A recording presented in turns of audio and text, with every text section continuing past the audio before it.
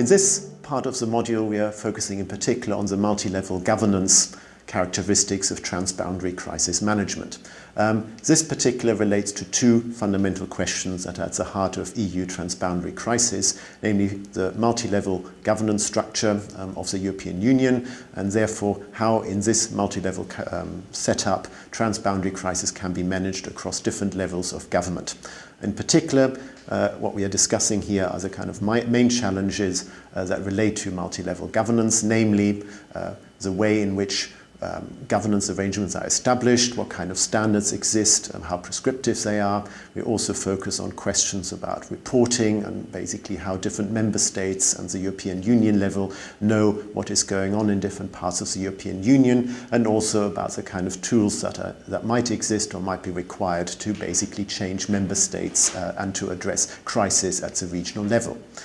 Before we can focus on particular kind of aspects of transboundary crisis management, we need to focus on the variety of arrangements that exist when it comes to EU transboundary crisis. So here in particular, we can focus on questions of legal authority and competence. Here in particular, then the question arises, who is really in charge? Does the European Union have supranational authority, legal powers to do things, to prescribe, to call for infringement procedures, or are the competencies mainly at the member state level, or are they in some form shared? And the second kind of question also has something to do with other type of resources, kind of staffing at the member state level, the kind of analytical capacity at the European level, what kind of financial resources are required, in particular in the view of the financial crisis and depleted public budgets. And then there are also the kind of questions about the levels of information which is available in order to address crises. And then a second dimension on this resource question is also who has these resources. And here again, across the different domains, we have variations between public institutions, private organizations and companies at different levels, some of them operating at a transnational level, all of them having information, and therefore information exchange becomes a particular issue here. In this research, we focus on 5 different kind of transboundary crises. Each one of these, the financial crisis itself, electricity blackouts, the spread of invasive alien species, youth unemployment, the refugee crisis, will be discussed in the following slides.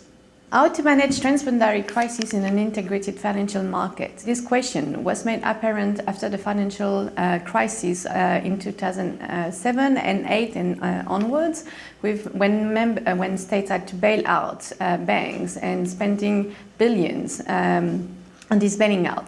The need for a common integrated solution was made apparent, and the European Union created between 2012 and 2014 a banking union that included a single supervisory mechanism for the 123 most significant banks. It also harmonized banking crisis management across member states and also created a common resolution authority for failing banks. How to prevent the disruption of ecosystem in the case of invasive alien species, which are little plants and animals that arrive in a new environment and disturb local eco and biodiversity system. So in a single market, there is a need for a coordinated approach to both prevent the introduction of these invasive alien species and also manage invasions across borders. For that purpose, the European Union introduced in 2014 a regulation that created first a blacklist of species requiring member states to prevent and manage the species, and secondly required a member state to improve their national capacities to prevent and also manage invasive alien species. Today, electricity flows across borders in the European Union. All the networks are interconnected, thereby improving the security of supply. But there is also a need to ensure that that any interruption of the flow of electricity is not going to cause a major crisis across the networks. for that purpose, there is a combination of EU requirements, national and sectoral governance systems that make sure that member states will plan for crisis, for example, with the 2009 Sun package on energy, and also that organizes coordination between member states in case of incidents. Also, there is a strong reliance on the industry, which is made up of transmission systems operators who provide standards for the industry to make sure that there is a continuous flow of electricity, and there are common procedures for crisis management. And these standards are being regulated by the European Agency for Energy Regulators.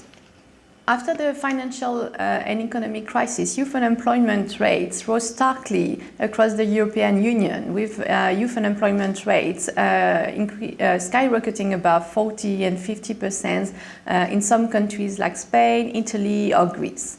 Managing these social and economic shocks is a huge problem in Europe because social policies is still a state competence. Traditionally, the European Union has been using coordination of social policies, which has been improved since the crisis with the European semester.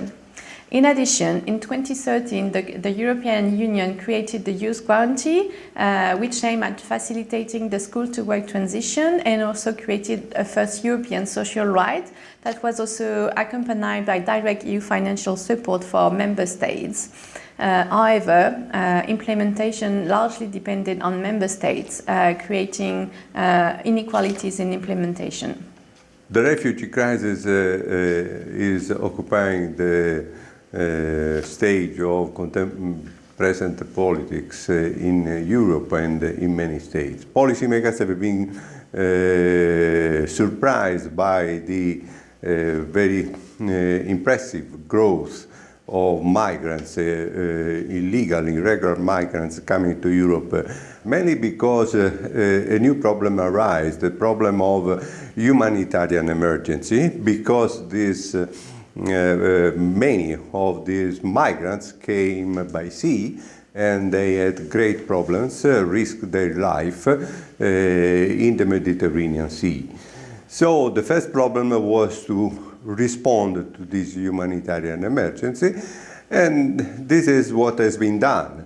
When it comes to the humanitarian dimension and the need to provide relief and assistance to people, we also need to talk about search and rescue operations. People need to be saved and rescued in the Mediterranean Sea, in the central Mediterranean area, and this is where member states, EU agencies were called to find a solution or to develop proper capacities. But at the same time, in 2014, few new actors, let's say the non-governmental actors, non-governmental organizations, NGOs, started to lead vessels in the Mediterranean, providing the first example of non-governmental search and rescue operations, and probably these search and rescue operations managed by non-governmental organizations is the most innovative practice which has been developed in this particular part of the crisis, which is a humanitarian dimension, and which is something which member states and EU should also deal with. However, this is not the true crisis. That's to say, humanitarian response is only slapping a band-aid on the problem.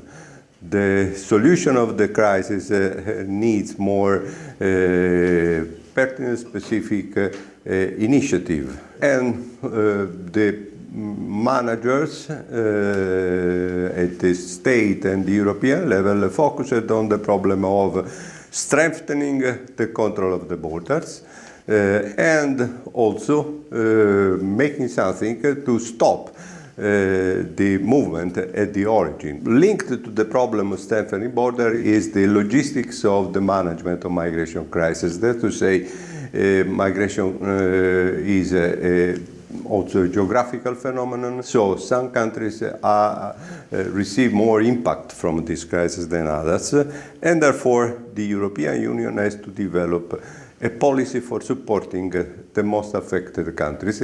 Regarding the second aspect, that's to say, blocking or lowering the effect of the causes of the refugee and migration crisis, that to say, cooperation with the countries of origin as well as cooperation with the countries of transit and last departure. This is an important aspect, even more hard than controlling borders, because it implies actions at the long term, solving the conditions that make migration a better solution for the people living in these countries than remaining in conditions of emergency, deprivation, and so on. For this reason, the European Union has to develop a more international partnership with international organizations and also act to change the causes, the so-called root causes of migration, changing the international law rules about trade, about investments, and so on. So what are the key messages from our different cases? First, transboundary crises can hit multi-level governance in different ways. Crises can affect directly EU institutions, but also affect member states and be of EU relevance. Second, and consequently, there are no single type of transboundary crisis management regime. They can be either highly centralized at EU level or be highly decentralized at member state level. No, there is no one way better than the other. It largely depends on EU competence and where are the capacities to know what regime is going to be implemented. Consequently, the effectiveness depends on member states and their on their member state capacity and their willingness to coordinate, which sets a series of challenges for the European Union to ensure that coordination will happen. More generally, this raises questions about what kind of modes of governance exist and what modes of governance should be applied to these different transboundary crises. In particular, in order to discuss what kind of modes of governance we would like to see or we would advocate, we need to ask ourselves particular questions. One is, what is the legal basis, or what should the legal basis be for the European Union to act? Should it be done by a tool such as a directive? Should it be done through softer tools, or should it be done through the means of a regulation? Second, what to do with member states. When member states or companies do not comply, what kind of compliance action should be taken? Should we demand that the EU has inspections? These things we do find in various domains. However, at the same time, there still is quite a lot of dependence on national authorities to basically operate as part of the EU machinery. So this raises questions about finance, this raises issues about legal powers, this raises issues about organizational resources, in particular in areas where we have high degree of dispersion in member states, in particular when it comes to local governments, when we talk about diverse actors of a public, private or other sort of non-state kind of actors. And what do we do most of all when we talk about member states that no longer want to show solidarity with other member states in need? That raises then fundamental issues about the wider coordination and decision making in the European Union, and at the same time it raises issue about the national legitimacy or the legitimacy of the EU when it comes to transboundary crisis. So how far should the EU be able to intervene in issues which are highly sensitive for national and even local politics and citizens?